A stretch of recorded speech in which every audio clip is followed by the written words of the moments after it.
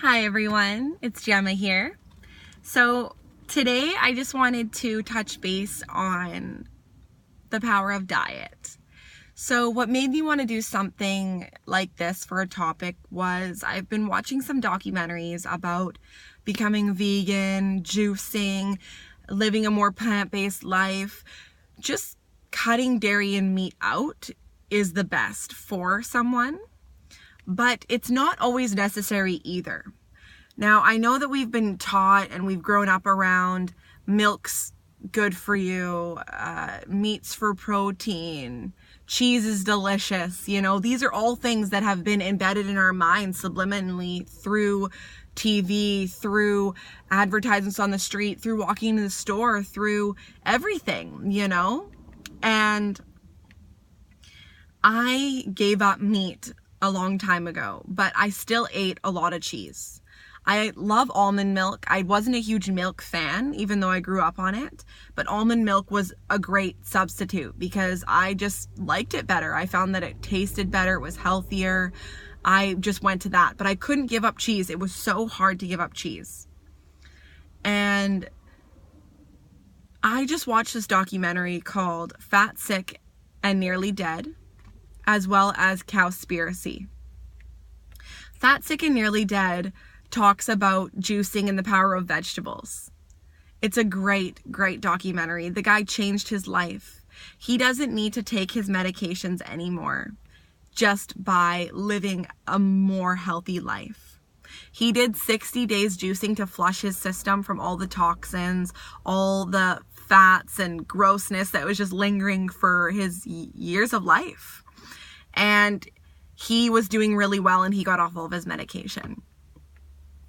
Then I did a follow-up with him, with his second documentary, and I was disappointed.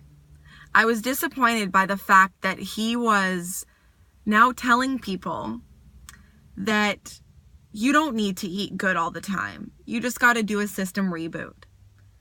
Sure, that's great. That's a good way to get the people on your side. But if you want change, you need to be strict with yourself. That doesn't mean that you can't have cheat days, because that's okay. One good healthy meal isn't going to make you skinny, just like one bad meal isn't going to make you fat. But what is your bad meal? Is your bad meal going to McDonald's, getting a large fries, 2 junior chickens, and a Coke? Because slowly that will kill you. There's no doubt about that.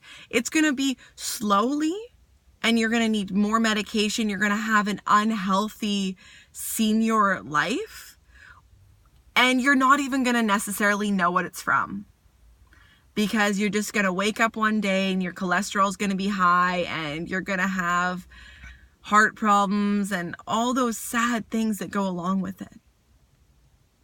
Now, his second documentary was about how it was impossible for him to keep off the weight. And he wasn't sure why. Then he said that he does 30% processed food, about 30% meat and dairy, and 30% fruit and vegetables. What the hell, Joe? That's your answer right there. We can't be perfect all the time, but 30-30-30 is just ridiculous.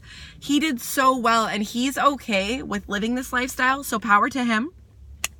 But just because you're not on your medication anymore doesn't mean that you're not slowly becoming more unhealthy.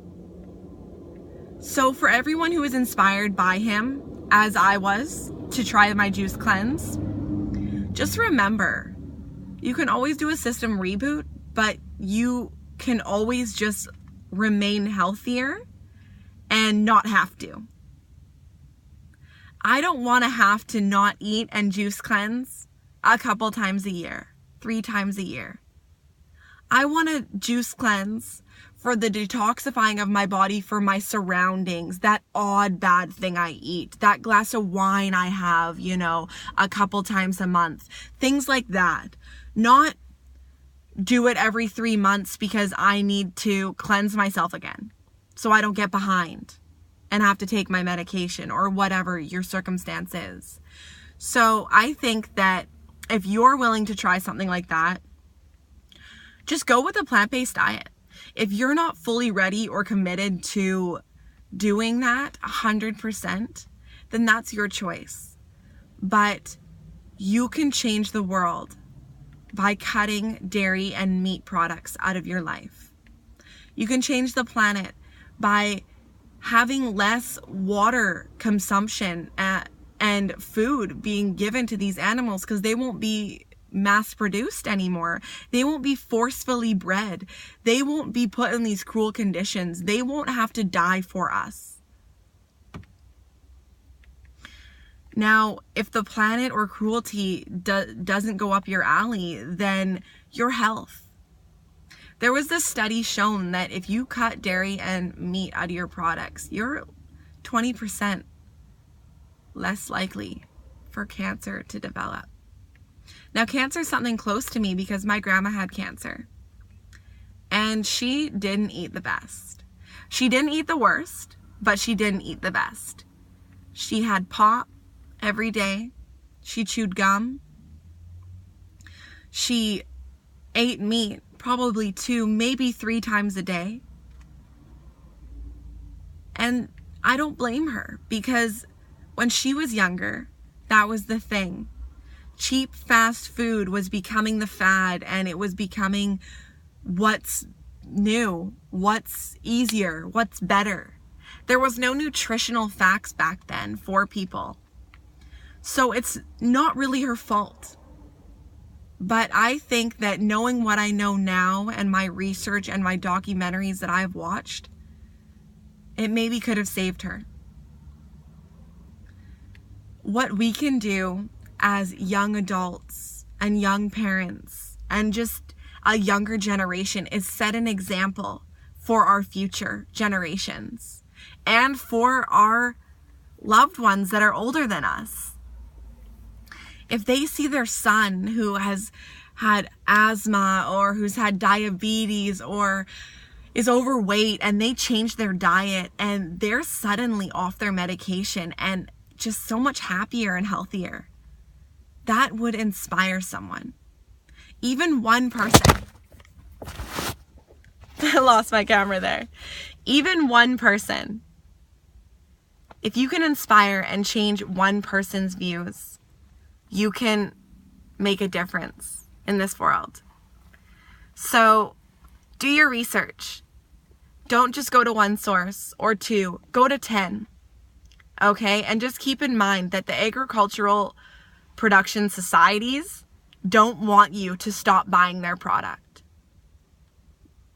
We don't need milk for calcium from cows. Milk from a cow is for a baby calf.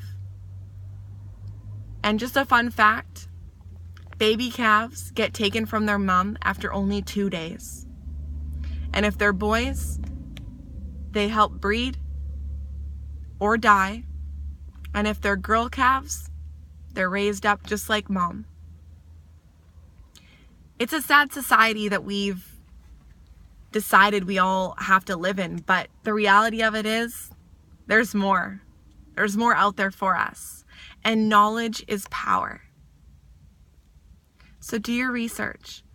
Watch Cowspiracy, because Cowspiracy really opened my eyes to what the agriculture is doing to our planet and to ourselves. I've always loved animals, and I know a lot of you do out there as well. I've also always loved our planet. You don't have to take shorter showers. You don't have to cut back on watering your lawn. You have to stop eating and buying so much dairy and meat products. All right, that's my tip of the day. Consider your health, love your body, love your planet, love the species around us, and just remember, smarts, knowledge, that's your power. Stay healthy and stay happy.